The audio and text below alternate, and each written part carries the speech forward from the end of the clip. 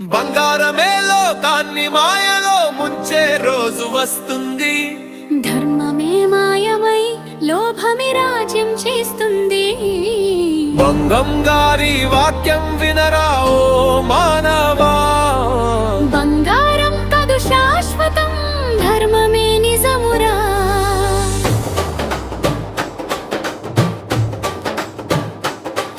ఇంటి లోపల కలహాలు బంగారం మూలమై, అన్నదమ్ముల మధ్య యుద్ధాలు రగులుతాయి.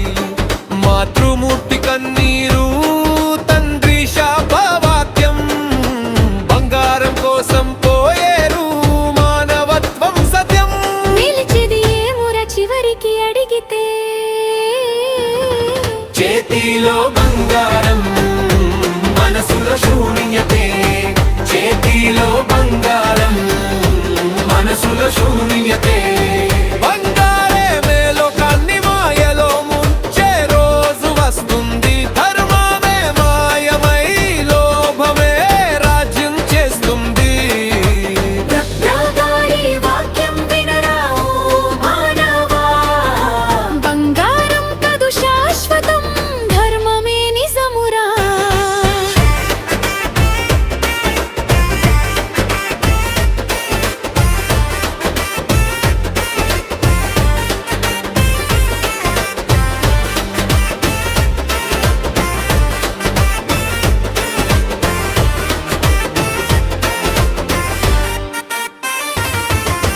భూమి గర్భం చీల్చి తీయబడే బంగారం రక్తం వాసన కొడుతుంది, శాపమై మారుతుంది.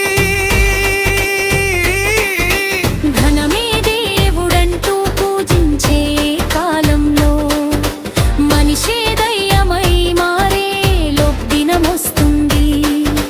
ధర్మం లేక సంపద ఉంటే అది శాపమై తగులుతుందే.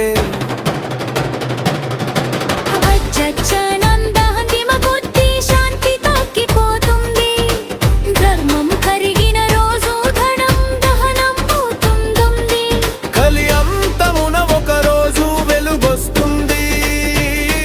ధర్మయుగం తలుపులు తానే తెరుచుకుంటుంది.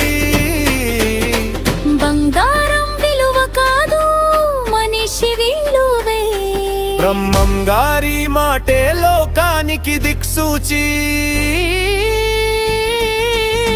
చివరి పల్లవి నిలిచేది ధర్మంగా నిలిచేది. చివరి పల్లవి నిలిచేదెట్టి ధర్మమే నిలిచేది. బంగారం కాదు నిలిచేది, ధర్మమే నిలిచేది. బ్రహ్మం గారి కాలచానం సత్యమై పలికేది. లోభాన్ని విడిచిపెట్టి మానవత్వం చేరితే, కలియుగం అంతమై శాంతి యుగం పుడుతుందే.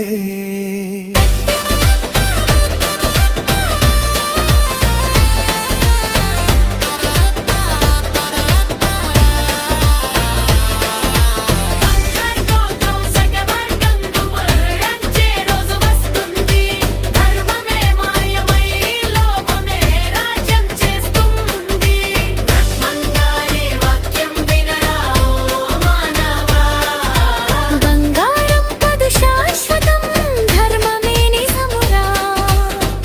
జయ జయ బ్రహ్మం సత్యవాక్యం అమరం.